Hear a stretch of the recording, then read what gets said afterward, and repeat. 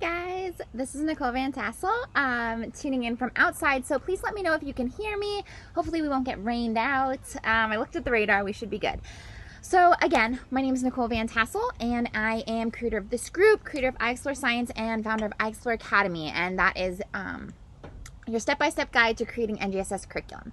So my goal here is to, in this group, is to help you translate the NGSS from this like kind of sometimes lofty rhetoric or these big ideas into actionable steps. And one of the actionable steps we often take in our science classes is putting to work hands-on learning. And hands-on learning is amazing and awesome, and I love it. But there is this myth that hands-on learning automatically means that students are learning. And I feel like we probably have all, at least let me know if this is you. I have been in this situation where we've gone through this amazing activity. You know, we've done like the bird beak with like the spoons and the toothpicks and all of that.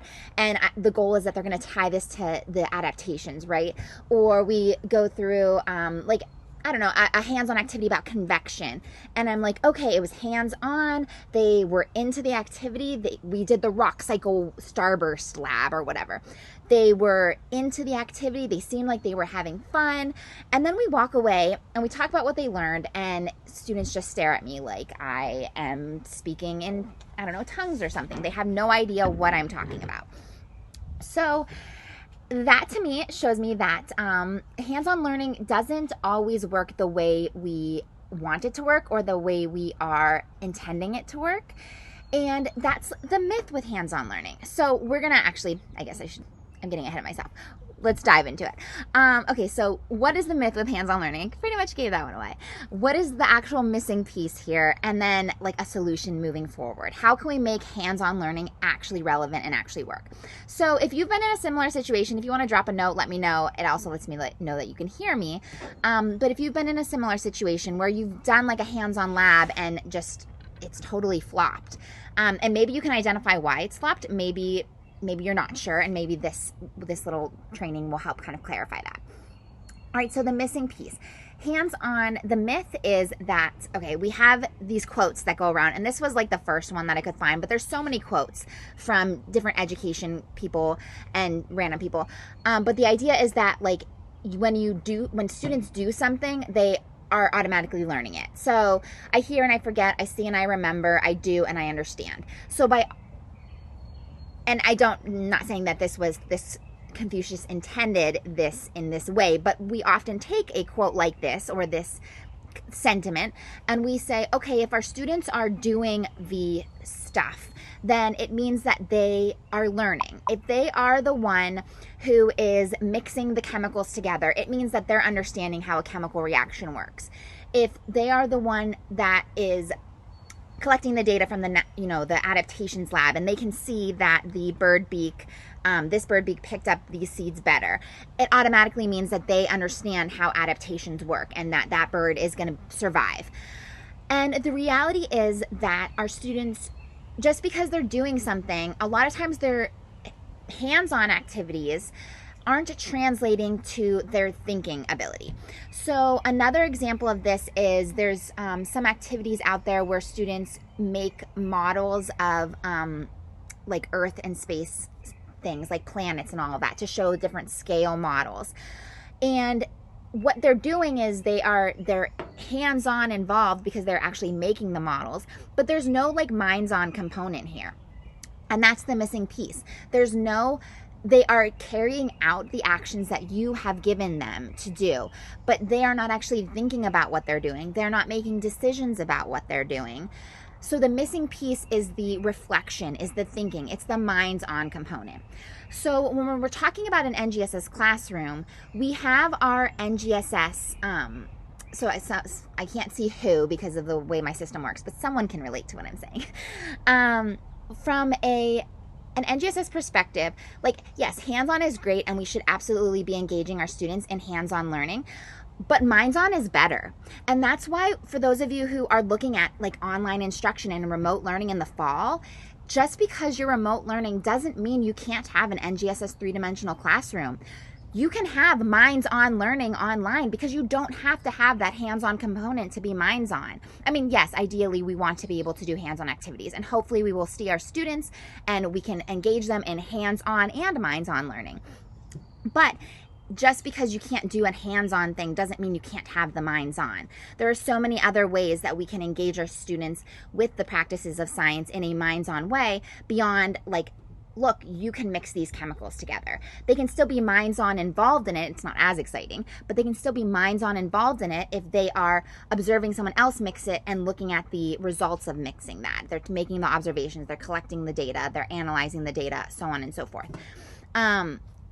Again, ideally, hands-on is awesome. I don't want to say don't do hands-on because we should definitely be doing hands-on. But if you're not adding in that missing component, if you're not adding in the minds-on piece, then you're really missing the point of it. You are losing the value of the activity because, again, hands-on doesn't necessarily automatically mean minds-on, and it doesn't automatically mean student-centered either. So the missing piece is that minds-on component, bringing in student reflection. So thinking about, why am I doing this? Sometimes we can give our students the decision-making power. So we can have them design the investigation. We can have them choose what to test or what to manipulate or what to like even monkey around with. With exploration, I think honestly just having them monkey around and like play around with things is a good approach. But sometimes we can't give them that ability because of whatever factors. But we can have them reflect on, why did we choose this? Why did we choose to use this measurement tool versus this measurement tool? Why did we choose to follow the steps in this order? Would it have made sense to do it in a different order? Why are we collecting this data anyway? How does this relate to the phenomenon we're investigating? So bringing in that reflection. With my bird beak little analogy, why am I using tweezers and a spoon? Like, where did that come from? Having your students simply think about, what are we doing here and why are we doing it? Reflecting on that. And then like the minds-on in terms of the analysis and all of that. So that, I'm kind of getting into like the solutions a little bit. I always get ahead of myself. The solutions are, so part of it is that minds-on exploration. I forgot the first part, which is relevant phenomena. So if you've been following along lately, you know I have been really pushing that it is time that we really tune in to our individual students, their communities, their issues, things that are relevant to them. Like, yes, science is interesting to us. We became science teachers probably because we like science and we think it's fascinating and we think it's interesting, but that doesn't mean it's going to translate, that love is going to translate to our students. Instead, we want to translate, we want to take what they are interested in and what they are passionate about and bring that into our science content. So, and they might not even know what they're interested and passionate about, but they do know what they are connected to in their community. They do know the issues that affect them. They know the values of their family and of their neighbors. And so they don't necessarily have to know like, oh, I'm interested in water pollution because my water's being polluted. But they know like, hey, that's where I get my water from, and oh, it's being polluted, like that's not good for me. Okay, now I have a connection. Now I can be passionate about this issue. And now I want to learn about pollution and why, how it happens and whatever else. So choosing relevant phenomena, that's your first step. And this is, again, making your class student-centered. It's going beyond just, this is a hands-on activity I pulled off the internet. And it's fun, but it doesn't connect to anything and it doesn't build that depth in the science content or that rigor in terms of minds-on. So starting with that relevant phenomena, adding that reflection piece, that minds-on into the exploration, always asking your students if they can make decisions, give them the power to make the decision. If they can't make the decision, at least have them go through the thought process with you. Like, they couldn't decide this, but can we talk about why the scientists decided this or why we had to do it this way?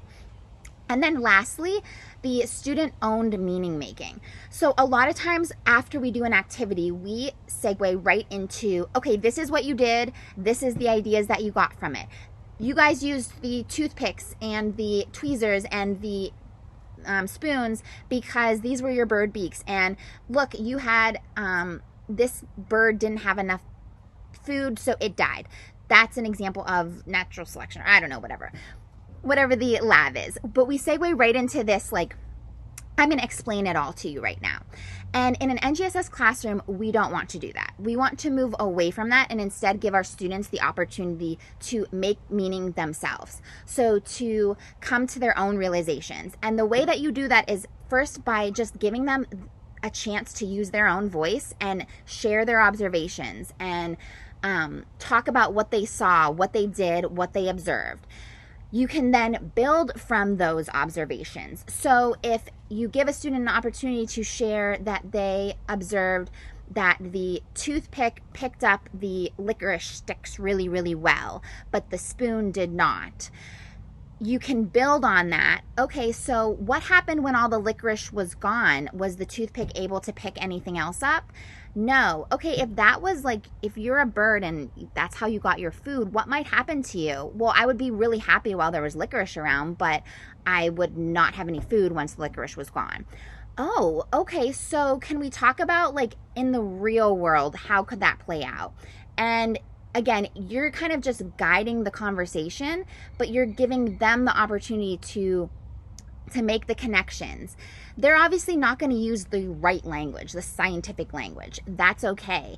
The goal is that they're just talking about their ideas, and you can give them that scientific language after they've shared those ideas. That's the perfect time to introduce vocabulary. But you're giving them the chance to make meaning from the experience before you go in and assign meaning. And that is, again, one of the big shifts with the NGSS. They're having the chance to explore. They're having a chance to then make meaning from the exploration. It's not just us giving them information or giving them, this is what you're supposed to see during that activity. You're truly giving them the chance to take away what they are able to from the activity.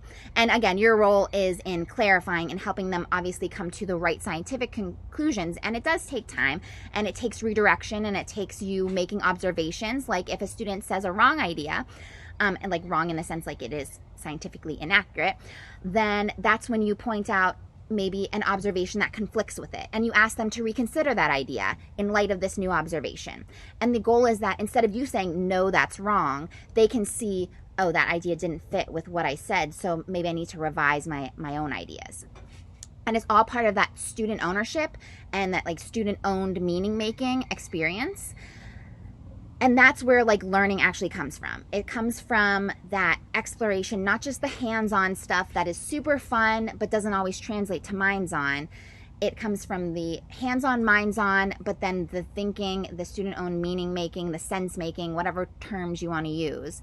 And your role in that process is, again, like the asking the questions and guiding the conversation and challenging their ideas when they're coming to the wrong conclusions, the like inaccurate ideas or inaccurate assumptions. And it's adding in vocabulary when they get to the point that they're ready for it. And that's where your like learning comes from. So one of the things, like not everybody, but a lot of people, think and this is how I was in my classroom too. I thought, oh, I'm doing hands-on stuff. Like I'm doing awesome, right? My students are learning. That's amazing. I'm the coolest. Like my first year teaching. But that doesn't always mean that they're actually learning. It just means that they're doing some like hands-on, I don't know, games or crafts or whatever.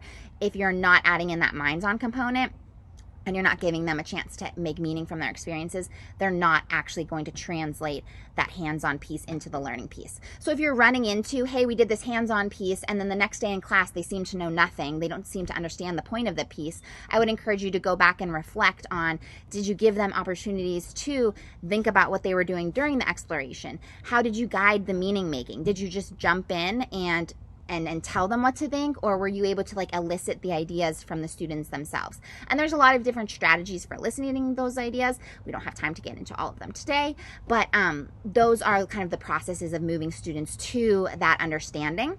And the goal is just that they get the big picture idea, and then you can add in the details. They're not going to discover every single little detailed concept. You're going to add in those details, but they've fleshed out the core frame of it, and then they can integrate those additional details that you give them. So with that in mind, if you are just getting started with the NGSS, please check out the Intro to the NGSS mini course. It is basically your introduction to the content shifts with the NGSS. How do you cover everything using this exploration strategy? It looks at like moving away from the lesson by lesson approach and into this storyline framework. And storylines are basically what we looked at here: a phenomena followed by an exploration followed by meaning making. That is like at its core your simple storylines approach. And then it gets into also what three-dimensional instruction actually looks like in the classroom. What does a three-dimensional activity look like?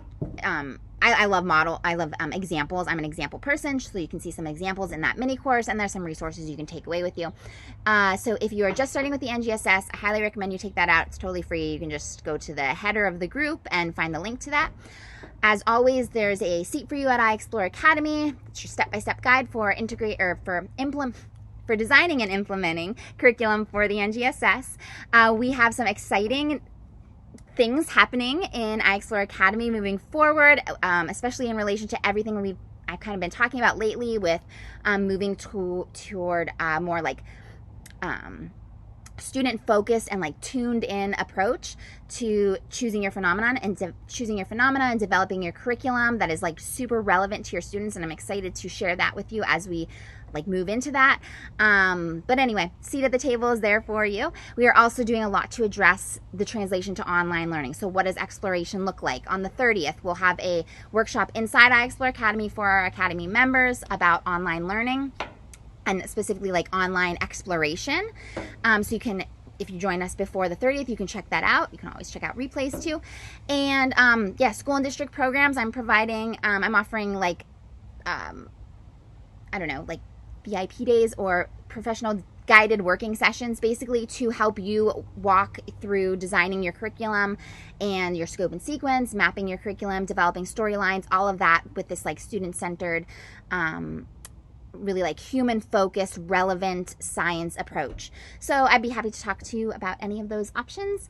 Thanks for tuning in today, and I hope this helps you think about your hands-on activities, and I just encourage you to go back into them and think about how you can up the ante with the minds-on, how you can add more student ownership to these activities by adding in reflection or more opportunities for student choice in terms of like decision making during the activity, and how you can do more to build the meaning making experience so that it's really coming from the students and it's not so much a teacher, it's teacher-led in the sense that you're drawing out and eliciting ideas, but ideally eventually it would become more student-led. But it is not teacher-led in the sense that you're giving them the ideas. The goal is that you are going to be sorry, I just got a notification about the streaming. I hope that you're still able to hear. But anyway, it is student driven, and the students are my husband just yelled at me too. Anyway, that your students are coming out with their ideas and they are creating them, and they are reaching the conclusions, and you are just listening to those ideas and bringing them forth, and you are the facilitator instead of the like, what is it called? Sage on the stage. So we want to move away from that. Anyway, thanks so much. Sorry for all of the interruptions here at the end. I hope you're having a wonderful day, and I will catch you guys later.